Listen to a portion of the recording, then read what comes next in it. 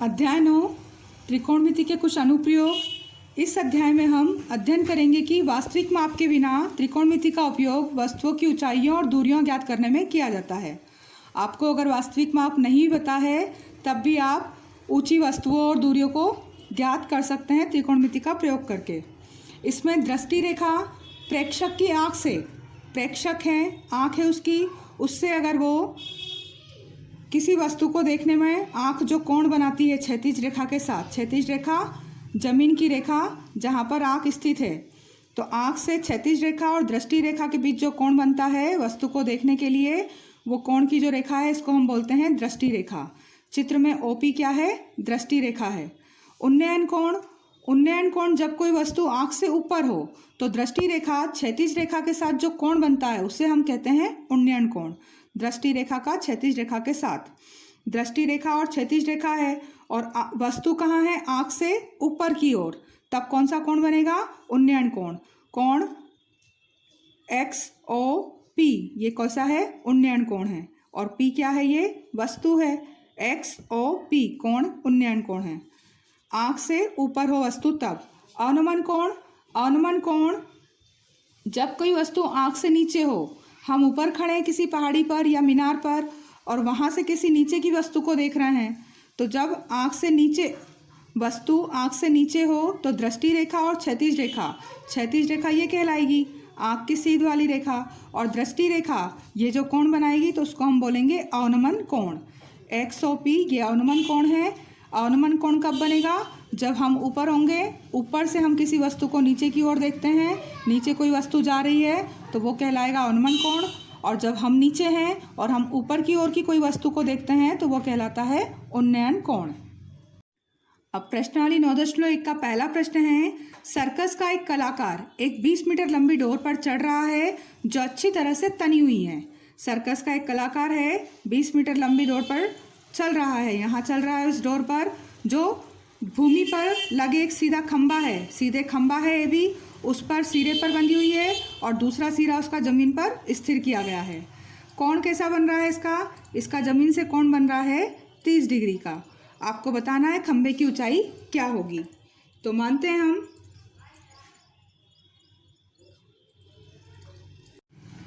खंबे की ऊंचाई h मीटर है।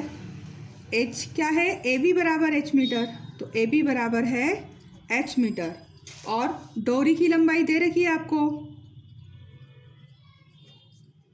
डोरी की लंबाई यानी कि AC वो दे रखा है आपको 20 मीटर। कोण दे रखा है, डोरी का अवनमन कोण जो है तो वो दे रखा है आपको कोण ACB, वो दे रखा है 30 डिग्री। अब हम ले रहे हैं समकोण त्रिभुज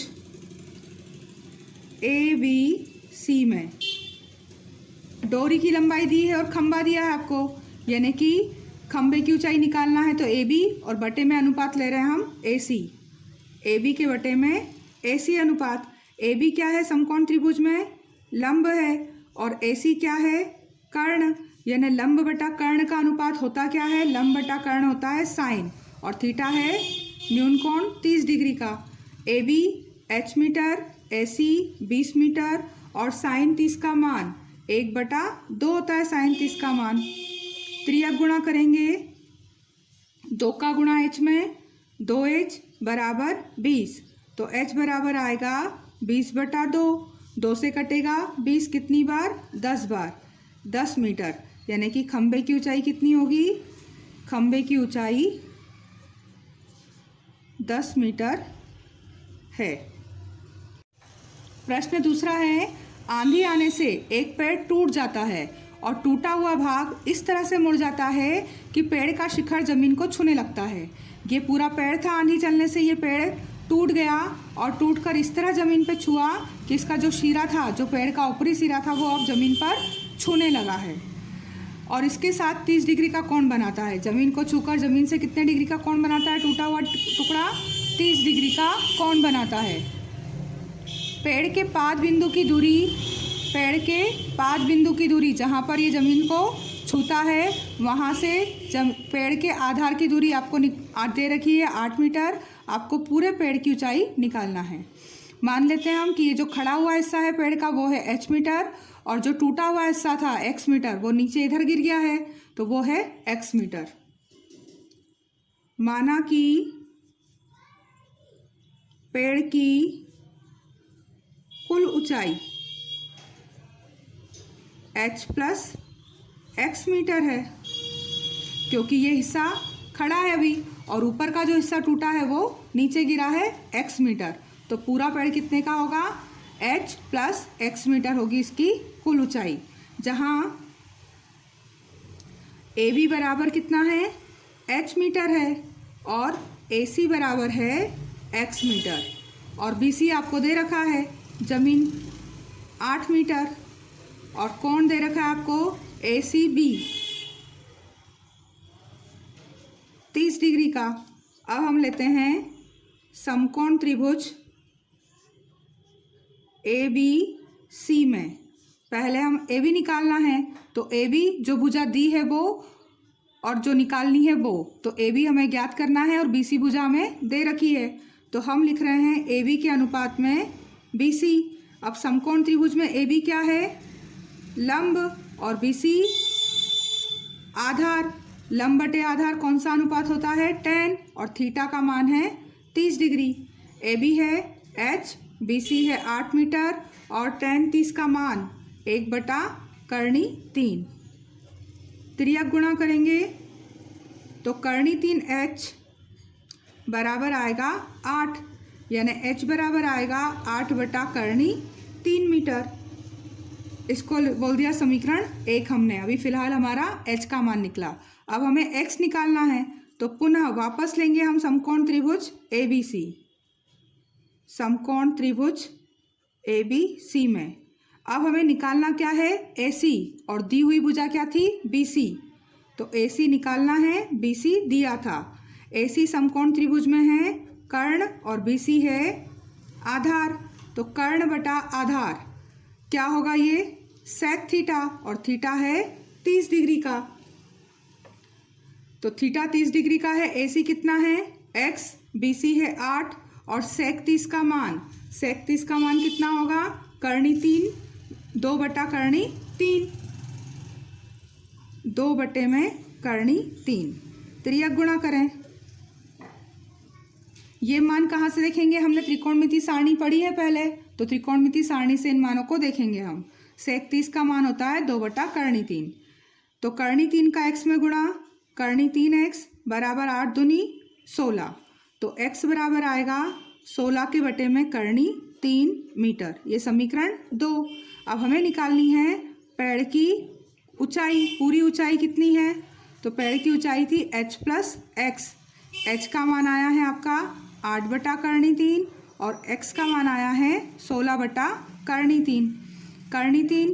कर्णी 3 हर समान है, ऊपर आ जाएगा 8 प्लस 16, 16 और 8 24/3। अगर हम यहाँ इसका परिमयकरण करें तो कर्णी 3 का ऊपर और नीचे गुणा करना पड़ेगा, तो ये आएगा 24 कर्णी 3 और बटे में कर्णी 3 का कर्णी 3 में गुणा सिर्फ 3, 3 8 24, यानी पेड़ की ऊंचाई आएगी, पेड़ की ऊंचाई वो होगी 8 कर्णी 3 मीटर।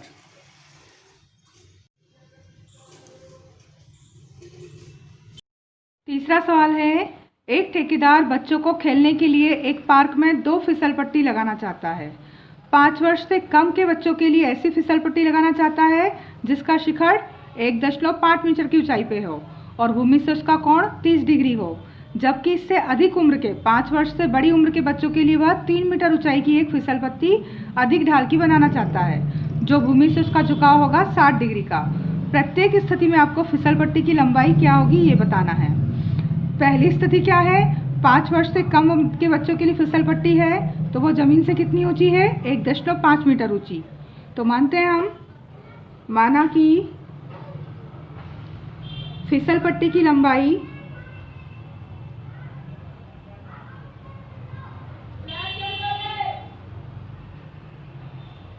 x मीटर है। अब AC है x, तो AC बराबर है x मीटर। AB ये फिसल पट्टी उसके ऊंचाई है 1.5 मीटर और कोण ACB ये दे रखा है 30 डिग्री। समकोण त्रिभुज ABC में AB बटा AC, AB बटा AC क्या अनुपात होगा? लंब के बटे में आप ले रहे हैं कर्ण, तो लंब बटा कर्ण क्या होगा? Sign 30 degree. AB का मान है 1.5 और AC का मान है x और साइन 30 का मान कितना होता है? 1/2। तिर्यक गुणा करेंगे तो यहाँ आएगा x बराबर 1 से कम x और 3.2 का गुणा 3.0 मीटर। यानी पहली स्थिति में फिसल पट्टी की लंबाई क्या होगी? पहली स्थिति में फिसल पट्टी की लंबाई 3 मीटर है। अब देखना है हमें दूसरी स्थिति में। दूसरी स्थिति में अब फिसल पट्टी की लंबाई को हमने मान लिया y मीटर। माना कि फिसल पट्टी की लंबाई y मीटर है तो DF ये है y मीटर। DE ऊंचाई क्या है फिसल पट्टी की? DE 3 मीटर और कोण बन रहा है DFE 60 डिग्री का। लेते हैं हम समकोण त्रिभुज DEF में। निकालना है हमें DF और दिया हुआ है DE। DF क्या है समकोण त्रिभुज का? कर्ण और DE वो है लंब। कर्ण बटा लंब होगा क्या? कॉसेक और थीटा है 60 डिग्री का। तो DF y मीटर और DE दे रखा है 3 मीटर। कॉसेक 60, कॉसेक 60 का मान क्या होगा? 2 बटा कर्णी 3।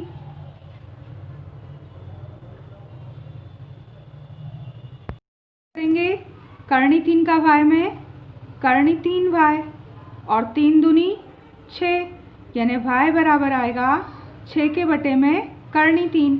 अब कर्णी 3 नीचे है तो इसका हम क्या करें? ऊपर नीचे गुणा करें तो y बराबर आएगा 6 कर्णी 3 बटे में 3, 3 दूनी 6 यानी y का मान आएगा 2 कर्णी 3। तब फिसल पट्टी की लंबाई क्या होगी दूसरी स्थिति में? दूसरी स्थिति में फिसल पट्टी की लंबाई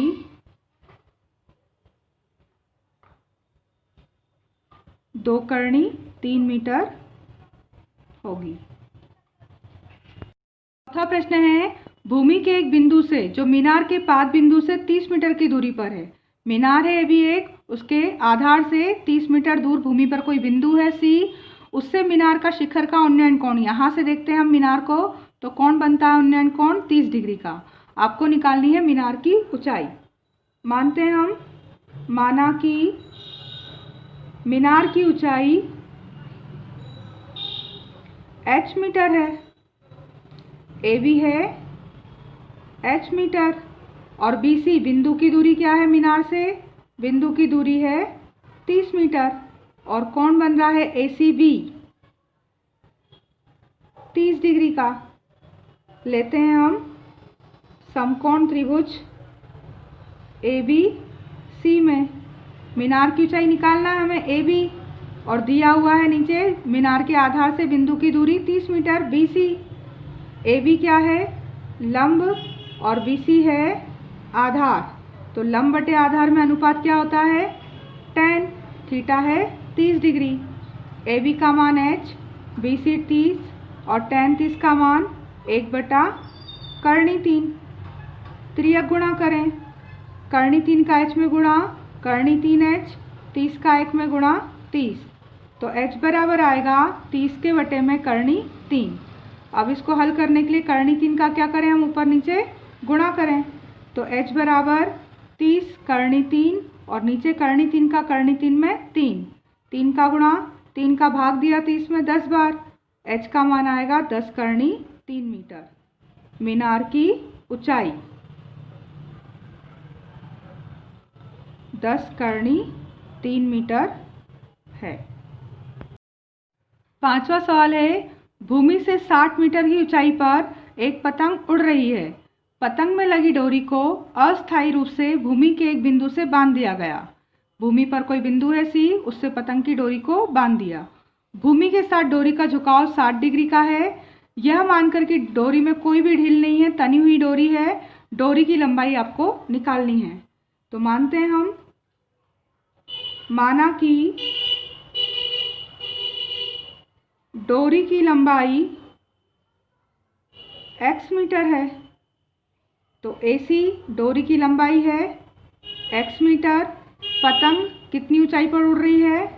AB 60 मीटर और कोण दे रखा है ACB 60 डिग्री। अब ले रहे हैं हम समकोण त्रिभुज ABC में। निकालना है हमें डोरी की लंबाई AC और दिया हुआ है पतंग की ऊंचाई AB। AC है कर्ण और AB है लंब। कर्ण के बटे में लंब क्या होगा? कौशिक। और थीटा कितना है? 60 डिग्री। AC x है, AB 60 और कौशिक 60 का मान 2/कर्णी 3। तिर्यक गुणा करें। कर्णी 3 का x में कर्णी 3x और 60 दूनी 120। x बराबर आएगा 120 के बटे में कर्णी 3। जब नीचे कर्णी 3 होता है हर में, तो उसका हम करते हैं ऊपर नीचे गुणा, हर परिमेयकरण।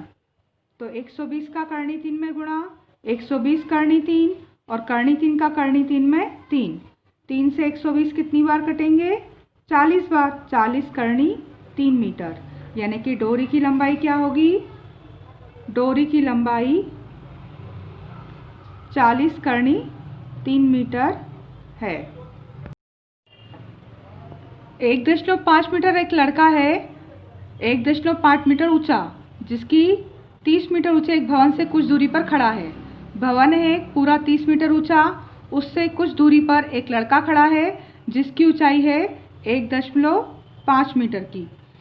जब वह ऊंचे भवन की ओर जाता है, अब ये भवन की ओर चलना स्टार्ट करता है, तो उसकी आँख कहाँ है लड़के की? यहाँ 1.5 मीटर ऊंचा लड़का है, तो उसकी आँख से भवन के शिखर का जो कोण बनता है वो बनता है 30 डिग्री का। और 30 डिग्री से चलना शुरू करता है और कुछ देर बाद कोण हो जाता है 30 से 60 डिग्री। यहाँ पहुँच जाता है लड़का, तब कोण बनता है इसके मीनार के उन्नयन कोण बनता है 60 डिग्री का। बताइए कि भवन की ओर कितनी दूर तक चल के गया? अब लड़का यहाँ से यहाँ आया है, कोण 30 डिग्री से 60 डिग्री हो गया है, तो ये दूरी कितनी है जो लड़का चल कर आया है? मान लेते हैं हम, माना कि लड़का x मीटर दूरी चलकर गया। अब E से F तक की दूरी EF वो कितनी हुई? x मीटर, जो हमें ज्ञात करनी है। भवन की पूरी ऊंचाई कितनी थी? भवन की ऊंचाई, वो पूरा भवन था AB 30 मीटर का, पर कोण कहाँ से बन रहा है? लड़का 1.5 मीटर ऊंचा है, तब यहाँ से बन रहा है कोण, तो AD बराबर कितना होगा? AD बराबर होगा 30 में से घटा देंगे हम 1.5 मीटर, यानी AD होगा हमारा 30 में से 1 गया 29 और 29 में से और आधा गया तो 28.5 मीटर AD हो गया। अब D से F तक की दूरी y मीटर मान ली हमने, और E से F तक की तो x है ही। अब पूरी अगर FD निकालना है तो DE पूरी होगी x plus y metre. x और y को जोड़ देंगे। कौन कौन से बन रहे हैं यहाँ पर? AFD। कोण AFD ये है 60 डिग्री का, और कोण AED ये बन रहा है 30 डिग्री का। मीनार ये है, जितना पास में होता है कोण उतना बड़ा बनता है, और मीनार से जितना दूर होता जाएगा कोण उतना क्या होता जाएगा? छोटा होता जाएगा। अब हम ले रहे हैं समकोण त्रिभुज ADF में ले ले। पहले दोनों त्रिभुज लेना है, पहले एक बार में लेना है ADF और एक बार लेना है ADE। तो ADF में क्या होगा, AD बटा FD, AD बटा FD।